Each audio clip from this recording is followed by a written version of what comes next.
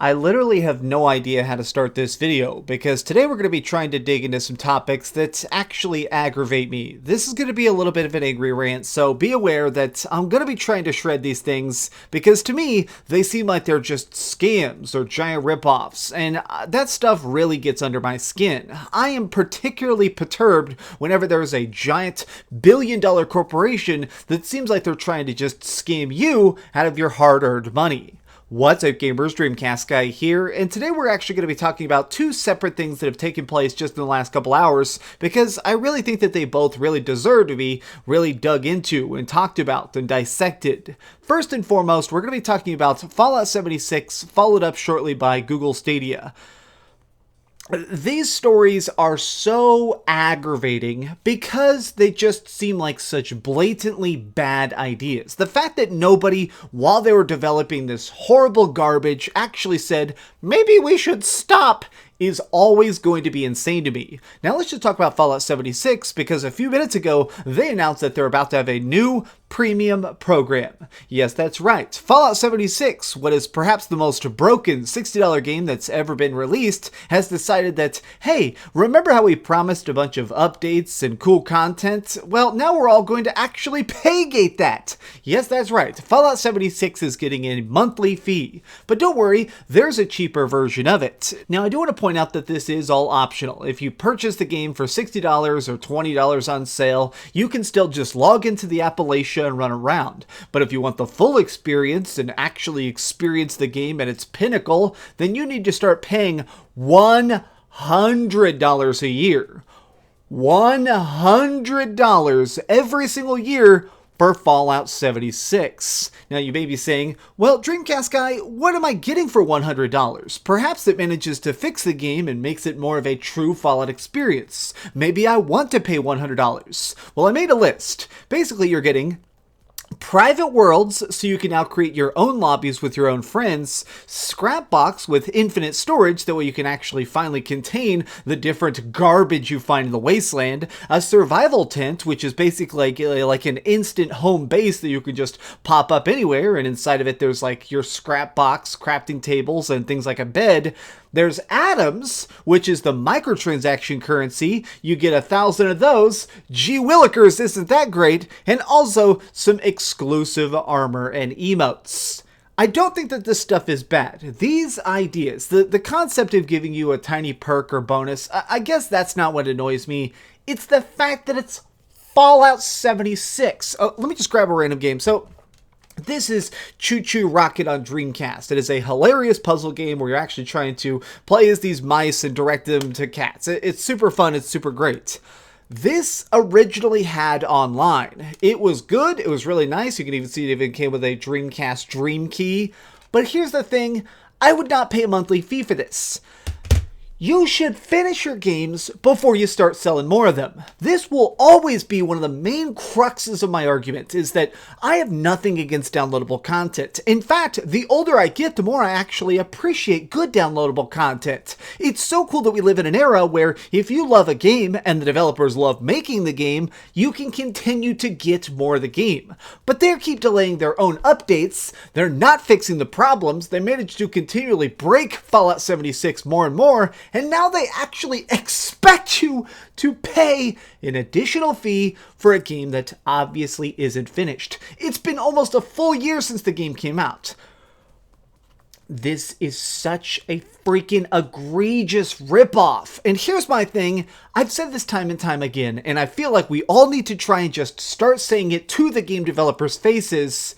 They are trying to double monetize their fan base. This is like a huge market strategy now that is so evil I despise it, which is that they try and sell you a game, and then afterward, most people are going to quit. Once people actually take the disc out of their PlayStation 4 or the cartridge out of their Switch, most people don't go back. It's actually statistically proven that once you take something out of your game console, 85% of people never play it again. I understand that they're trying to combat that, but here's the thing.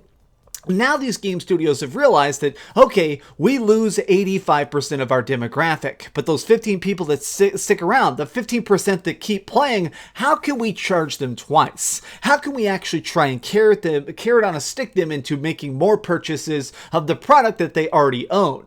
These companies more and more almost seem like they're trying to punish the most diehard fans. It seems like they're actually saying, hey, we really appreciate you playing our product, but now in order to actually understand it and get the most out of it, you just got to pay us some more money, and more money, and more money, and more microtransactions, and more loot crates.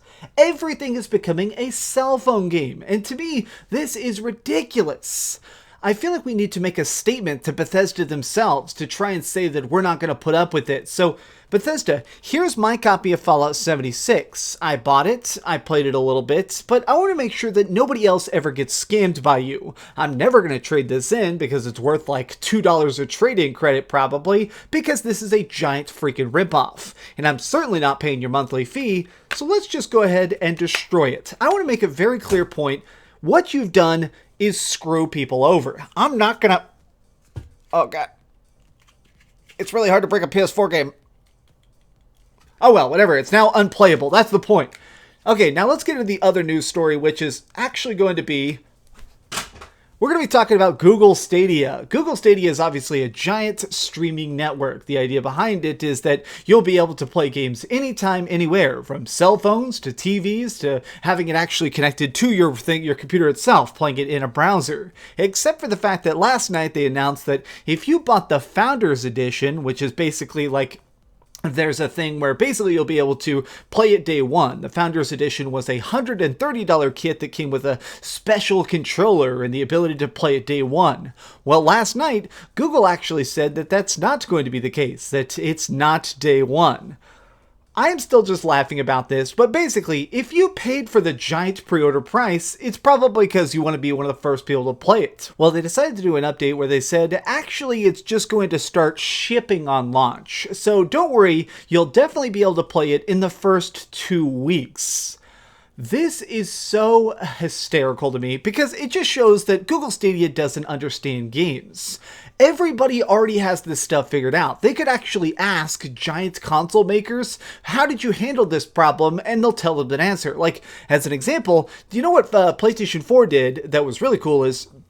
The release date of PlayStation 4 controllers was actually a full week before the PlayStation 4 came out. And they did this that way all the factories and stuff like Amazon and everybody, they would automatically ship out your controller way before your console. So you'd actually have your controller for an entire week. That way when the console came out and you picked it up from a store or if you got it shipped to you, then no matter what, you'd already be able to do multiplayer. They figured, okay, if we give you part of the hardware up front that's basically useless, let's face it, then when you get the main tech, it'll just make it where it actually amplifies the fun. Google Stadia is looking like it's going to be a complete dumpster fire. Honestly, I don't think it's going to work whatsoever. But this whole thing is the fact that they're actually charging you up front $130 and you're not even going to possibly be able to play it for days and days and days. This is a giant blunder that Google will never admit they did. They'll just act like this is a totally normal thing. I mean, I don't actually believe that Google Stadia is going to work at launch whatsoever. I don't think that internet data caps exist that are high enough. I don't think that the idea of streaming giant open world games, these will not work without bad latency. You're not going to be able to play these and experience these and actually have fun in the way you might be picturing in your mind, which to me is hysterical. I'm in a mood now where I realize that I can tell that Google wants to make this work. They like the idea of being able to, the way they revolutionized streaming media with YouTube, the way they've managed to actually change algorithms with their own search engine, that stuff is fundamentally impressive. They've managed to move the goalpost of progress in several different ways. I'm not going to act like Google Stadia, or that Google as a company is absolutely terrible, but I am saying that Google Stadia is very obviously a half-cooked idea. The concept of, hey, it's video games without a console. That's great, that's cool on paper, but I'm I'm saying that nobody can do that yet. This is the Jetsons. You're talking about far-flung future freaking ideas that aren't yet possible. I love the idea of flying cars. I love the idea of full automation. Like when every car I'll just be able to like push my remote and my car will show up and I can just jump in my car and it automatically flies me to like my friend's house. That's fun. That's a great idea. But we're not in the future yet. And Google Stadia, guess what, buddy? That is the distant future. Okay, well, this has just been an off-the-cuff rant. I'm sorry if I look a little bit tired. I was actually up past midnight filming a horror video, which is coming out tomorrow. Basically 2 horror top 10s that are coming out for Halloween. And I went to one of the most haunted spots in Texas. It was terrifying. Thanks so much for watching, gamers. If you enjoyed this video, please give it a like, share with your friends, and subscribe if you haven't already. But do me the biggest favor of all and keep dreaming. Look at these. I've been buying more PAL. These are like the European Dreamcast games. I love the cases. They're so thick. That's awesome. Thanks so much for watching that video. If you want to see something else, you can always click this link to see what I put up last, or, subscribe and see what's coming up next. Also, I promise that whatever I do, it'll try not to suck.